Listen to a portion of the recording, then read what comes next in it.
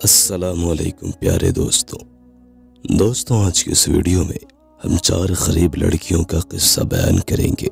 Video بے حد دلچسپ ہے، اس لیے آخر تک ضرور دیکھیے گا۔ حضرت ربیع بن سلیمان رحمۃ اللہ علیہ فرماتے ہیں کہ میں حج کے لیے جا رہا تھا، میرے ساتھ میرے ساتھی بھی تھے۔ جب ہم کوفہ پہنچے تو میں کوفہ کے بازار میں سامان خریدنے کے لیے گھوم رہا تھا کہ میں نے ایک عجیب منظر دیکھا۔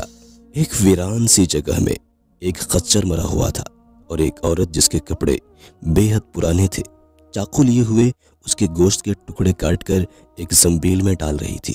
مجھے یہ خیال ہوا کہ یہ مردار گوشت لے جا رہی ہے، بالکل بھی خاموش نہیں رہنا چاہیے، شاید یہ لوگوں کو پکا کر کھلاتی ہوگی۔ میں چپکے سے اس کے پیچھے ہو لیا، اس طرح کہ وہ مجھے نہ دیکھ سکے۔ وہ عورت ایک بڑے مکان میں پہنچی جس کا دروازہ بھی کافی اونچا تھا۔ اس نے دروازہ کھٹکھٹایا، اندر سے آواز آئی، کون ہے؟ اس عورت نے بولا، دروازہ کھولو، میں بدحال ہوں۔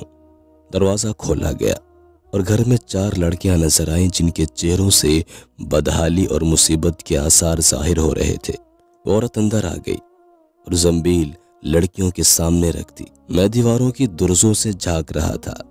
میں نے دیکھا کہ اندر سے گھر بالکل خالی اور برباد تھا۔ اس عورت نے روتے ہوئے لڑکیوں سے کہا، اس کو پکا لو اور اللہ کا شکر ادا کرو۔ وہ لڑکیاں گوشت کاٹ کاٹ کر اس کو آگ پر بھوننے لگی۔ مجھے بہت تکلیف ہوئی اور میں نے باہر سے آواز دیتے ہوئے کہا، او اللہ کی بندی، اللہ کے واسطے اس گوشت کو نہ کھا۔ وہ کہنے لگی، تو کون ہے؟ میں نے کہا، میں ایک پردیسی آدمی ہوں۔ اس نے جواب دیا، تو ہم سے کیا چاہتا ہے؟ 3 سال سے نہ ہمارا کوئی معین ہے اور نہ کوئی مددگار۔ میں نے کہا کہ مجوسیوں کے ایک فرقے کے سوا مرے ہوئے جانور کا گوشت کھانا کسی مذہب میں جائز نہیں۔ عورت کہنے لگی کہ ہم خاندان نبوت کے شریف سید ہیں۔ ان لڑکیوں کا باپ شریف آدمی تھا، وہ اپنے ہی جیسوں سے ان کا نکاح کرنا چاہتا تھا، لیکن نوبت نہ آئی اور اس کا انتقال ہو گیا۔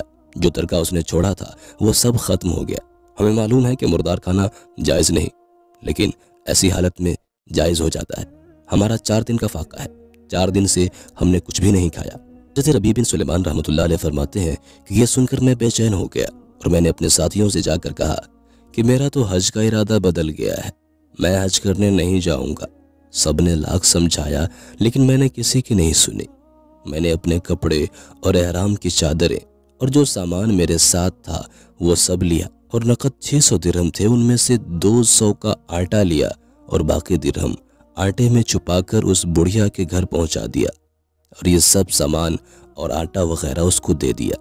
اس نے شکریہ ادا کیا اور کہنے لگی، اے ابن سلیمان رحمۃ اللہ علیہ، تیرے اگلے پچھلے سارے گناہ اللہ پاک معاف کر دے اور تجھے حج کا ثواب عطا کرے اور اپنی جنت میں جگہ عطا فرمائے اور تجھے ایسا بدلہ عطا فرمائے جو ظاہر بھی ہو جائے۔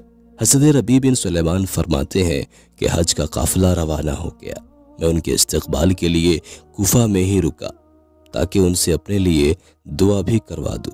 جب حج کا ایک قافلہ میرے سامنے سے گزرا تو مجھے ان کو دیکھ کر بہت زیادہ دکھ ہوا کہ میرا حج چھوٹ گیا اور رنج سے میری آنکھوں سے آنسو نکل آئے۔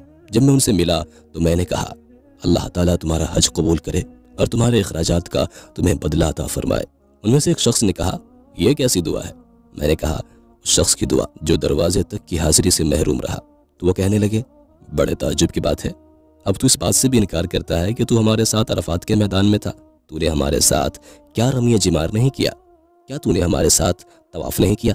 میں اپنے دل میں سوچنے لگا کہ یہ اللہ کا لطف ہے، اتنے میں میرے شہر کے حاجیوں کا قافلہ آ گیا۔ میں نے کہا، اللہ تعالیٰ تمہاری صحیح مشکور فرمائے، تمہارا حج قبول فرمائے۔ وہ کہنے لگے، تو ہمارے ساتھ عرفات میں نہیں تھا؟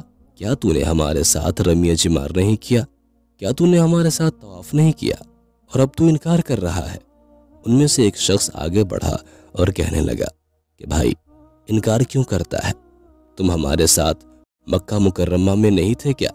کیا تم ہمارے ساتھ مدینہ منورہ میں نہیں تھے؟ جب ہم حضور اکرم صلی اللہ تعالیٰ علیہ وآلہ وسلم کی قبر مبارک کی زیارت کر کے باب جبرائیل علیہ السلام سے باہر آ رہے تھے، اس وقت ازدحام کی کثرت کی وجہ سے تو نے یہ تھیلی میرے پاس امانت رکھوائی تھی جس کی مہر پر لکھا ہوا ہے، جو ہم سے معاملہ کرتا ہے نفع کماتا ہے۔ اس نے کہا، یہ لو اپنی تھیلی واپس۔ حضرت ربیع بن سلیمان فرماتے ہیں میں نے اس تھیلی کو اس سے پہلے کبھی نہیں دیکھا تھا۔ خیر اس کو لے کر واپس آیا، عشاء کی نماز پڑھی، اپنا وظیفہ پورا کیا اور اسی سوچ میں جاگتا رہا آخر یہ قصہ کیا ہے۔ اسی کشمکش میں میری آنکھ لگ گئی تو میں نے حضور اکرم صلی اللہ تعالیٰ علیہ وآلہ وسلم کی خواب میں زیارت کی۔ میں نے خواب میں اپنے آقا و مولا نبی کریم صلی اللہ تعالیٰ علیہ وآلہ وسلم کو دیکھا۔ حضور نبی کریم صلی اللہ تعالیٰ علیہ وآلہ وسلم نے مسکراتے ہوئے ارشاد فرمایا اے ربیع بن سلیمان رحمۃ اللہ علیہ، آخر ہم کتنے گواہ اس پر قائم کرے کہ تو نے حج کیا ہے، لیکن تو مانتا ہی نہیں۔ بات یہ ہے کہ جب تم نے اس عورت پر جو میری اولاد میں سے تھی خرچ کیا اور حج کا ارادہ ملتوی کیا تو اللہ تعالیٰ نے اس کا نعم البدل تجھے عطا فرمایا۔ اللہ نے ایک فرشتہ تیری صورت بنا کر اس کو حکم دیا کہ وہ قیامت تک ہر سال تیری طرف سے حج کیا کرے، اور دنیا میں تجھے یہ بدلہ دیا کہ 600 درہم کے بدلے میں 600 اشرفیاں عطا کی۔ حضرت ربیع بن سلیمان رحمۃ اللہ علیہ فرماتے ہیں کہ جب میں سو کر اٹھا اس تھیلی کو کھول کر دیکھا تو اس میں 600 اشرفیاں موجود تھیں۔